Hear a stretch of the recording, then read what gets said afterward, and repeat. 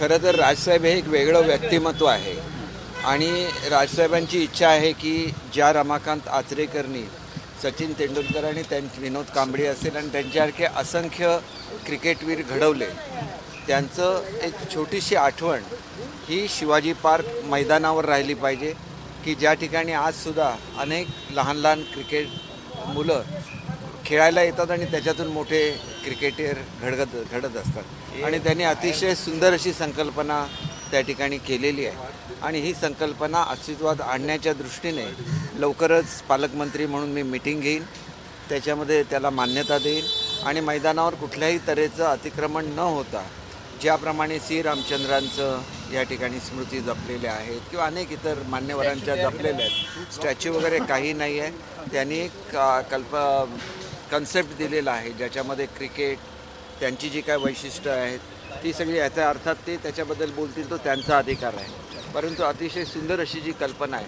आणि त्याच्यामधून क्रिकेट खेळणाऱ्या मुलांना कायम प्रेरणा मिळत राहील असं मला स्वतःला वाटतं आणि म्हणून अतिशय त्याच दृष्टीने आज सकाळी मी भेट घेतली, आता कॅबिनेट आहे आणि त्याच्यामुळे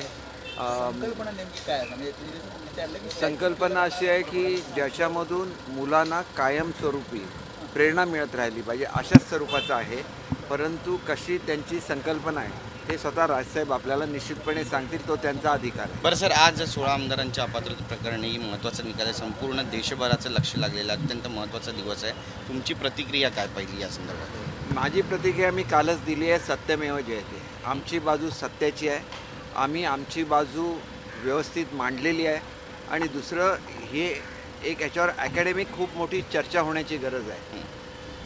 देशामध्ये लोकशाही आहे परंतु पक्षामध्ये लोकशाही असली पाहिजे असा स्वनियम आहे आणि म्हणून जो जो पक्ष आपलं रजिस्ट्रेशन इलेक्शन कमिशनकडे करतो त्याच्यामध्ये लोकशाही असल्याशिवाय, लोकशाहीची प्रक्रिया असल्याशिवाय त्याला मान्यतासुद्धा मिळत नाही. या ठिकाणी असं झालेलं आहे की आदरणीय बाळासाहेबांनी जी घटना बनवली पक्षाची, ती बनवताना ज्या इलेक्शन कमिशनच्या सूचना होत्या त्याप्रमाणे ती लोकशाही पूरक होती.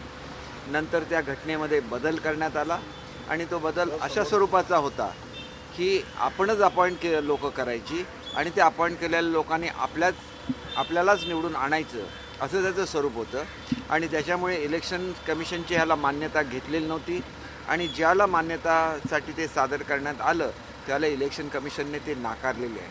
म्हणजे या घटना दुरुस्तीच्या आधारे जे निर्णय घेतले त्याला कुठलीही व्हॅलिडिटी नाही असं आमचं म्हणणं आहे, जे आम्ही मनमानी कारभार होता सगळा. नाही बघा, आता मला काय, आता कॅबिनेट आहे, मी आपल्या सगळ्यांना विधानसभा अध्यक्ष भेटले त्याच्यावर आक्षेप त्यांनी घेतला, वेळ काढूपणा सुरू आहे असं म्हणतायत उद्धव ठाकरे. बघा, वेळ काढूपणा ते करतात.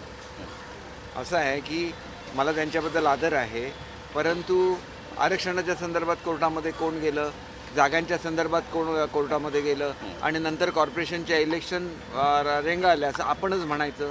तसं प्रत्येक बाबतीत हे प्रकरण सुरू झाल्यापासून नेहमी जे ऑफिशियल चॅनल आहे त्याच्यामधून न जाता वेगळंच काहीतरी करायचं जे आपल्याला सोयीस्कर असेल.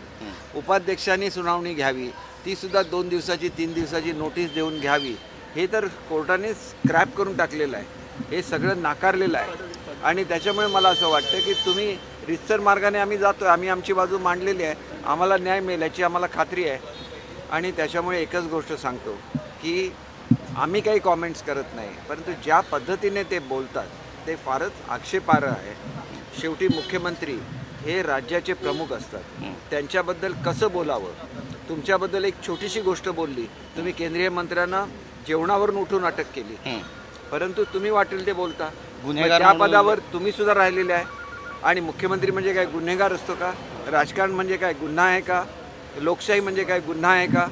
त्याचं नेहमी सगळ्या महाराष्ट्राने जाणून घेतलं पाहिजे की हे प्रत्येक गोष्ट खोटी बोलली जाते, जे घडलं तुम्हाला सांगितलं जात नाही आहे आणि त्याच्यामुळे वेळ येईल त्याला आम्ही स्पष्ट सगळं बोलू.